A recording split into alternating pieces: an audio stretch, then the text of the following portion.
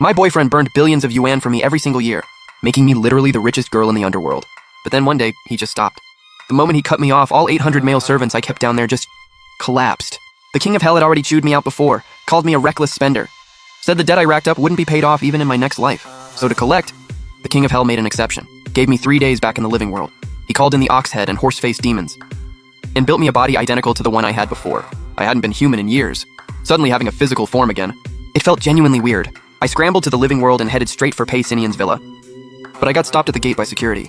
They said someone with the Pei name lived there, just not Pacinian. One of the guards, a guy named Chen, saw how rough I looked and felt bad for me. He handed me a business card. Call the person on here, maybe they can help. I followed the address on the card and ended up at a 5-star hotel. Looked like an engagement party was going on inside. But the second I saw the man on the poster out front, I froze completely. Pacinian was getting engaged to someone else. I mean, I'd been dead for 5 years. Of course he moved on. That's totally normal. But still, that doesn't mean he gets to stop burning money for me. He has no idea how expensive things are down in the underworld. The Pei family runs a massive business empire. Just shave a little off the top. That's more than enough for me to live large down there. I thought back to the moment I died, trembling in his arms from the pain. Pacinian just sobbed and sobbed. I used every last bit of strength I had to get out one final sentence. I died carrying your child. The least you can do is burn me some paper money every year. I'm an orphan. We dated for years and never even got married. I was genuinely scared I'd be broke after death. He nodded. He agreed. Only then did I close my eyes in peace. And now, just a few years later, new girl, who dis? I stormed toward the entrance, ready to confront Pacinian. But then a clean, calm male voice came from behind me. Hey, were you looking for me? I turned around. Standing there was a guy, maybe early 20s. Tall, good-looking, and oddly familiar. When I didn't answer, he added, Uncle Chen called and said you went to the Pei estate looking for me. Yeah, but I already found who I was looking for. You mean my uncle? That stopped me cold. Pacinian is your uncle? Yep, he's swamped today. Come on in, I'll have him find you when he's done. He grabbed my hand and started walking. What's your name? Without thinking, I just blurted it out. Lu Yan. Maybe it was my imagination, but the second he heard my name, Paley's whole body went stiff. Just for a second, then he played it off. He took me to a private room on the second floor, away from the crowd downstairs. The floor-to-ceiling window had a perfect view of the whole ceremony stage. After the MC wrapped up his opening remarks, the couple of the hour walked out slowly under everyone's eyes. 5 years, and there was Pacinian, pushing 30 now. Time hadn't touched his face at all. Sharp black suit, perfectly tailored. He looked even more magnetic than I remembered. If I wasn't mistaken, the woman beside him was Su Ran, heiress of the Su family. Both families had always wanted them together. Pacinian had refused, insisted on being with me, a nobody. Even put his grandfather in the hospital over it. And yet 5 years later, here he is with Su Ran after all. If this was always how it ended, why put everyone through all that? At the peak of the excitement, someone in the crowd shouted, "Kiss her!" I pressed myself against the glass, watching the two of them in the middle of it all. And without realizing it, I held my breath. I'd told myself on the way here. I'd considered this possibility. I knew it might happen. But seeing it with my own eyes still gutted me. My brain told me to get it together. Pacinian had every right to move on and live his life. I only came back to get my money. So what was I doing? Pei noticed something was off. He leaned over and saw that I was crying. He panicked. Hey, what's wrong? Talk to me. Please don't cry. I don't want to be crying either. I couldn't help it. I'm fine. I'm just touched. They look so beautiful up there. Your uncle and his fiancée are perfect together. I haven't seen something this joyful in a long time. Got a little overwhelmed, that's all. Oh, I never even asked you. What did you actually need from my uncle? Nothing major, really. Just wanted to ask him something. I don't know how long he's going to be tied up. Why don't you just tell me? I'll pass it along. I'll make sure he gets the message. You don't want me talking to your uncle, do you?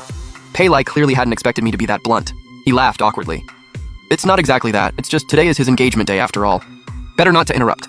Something told me Pei knew more than he was letting on.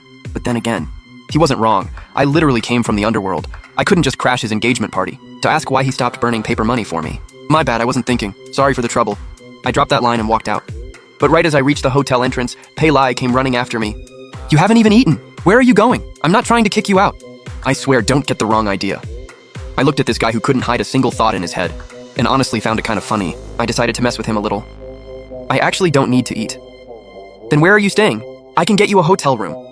He was moving fast. I could barely keep up. But honestly, that was actually a great question. Where was I supposed to sleep tonight? The King of Hell only gave me 3 days. If Pacinian didn't come through, Pei might be my only option. I don't want a hotel. Can I just stay at your place? What exactly are you trying to pull? Pei, you know who I am, don't you? Are you scared I'm gonna blow up your uncle's engagement? Then all the more reason to keep me close and watch me yourself. I had no idea what was going through his head, but he did bring me back to the villa. Everything was exactly the same as I remembered. The painting I'd done with my own hands was still hanging in the same spot. It hit me. Pacinian had once mentioned that a friend of his was a huge fan of my work. I thought that friend had great taste, so I decided to paint a landscape piece just for him. but I died before I could finish it. Down in the Underworld, every time it crossed my mind, I kicked myself for not finishing it sooner. Now that I finally had a chance to come back, I wanted to see it through. I knew the place well, went straight to the room at the far south end of the second floor. Just as I reached for the door handle, Pei Lai immediately blocked me. Any room but this one? You can sleep wherever you want. I just want to peek inside for a second. Not even that. My uncle doesn't let anyone touch anything in there, including me. If you don't say anything, your uncle won't ever know. The answer is no. Pei Lai was dead serious this time. Worried I'd try again, he physically pulled me away from the door. Why are you so stubborn? Only my uncle can give that permission. But you're the one who didn't want me talking to him, so which is it? What are you really worried about? Pei Lai, you are so asking for it.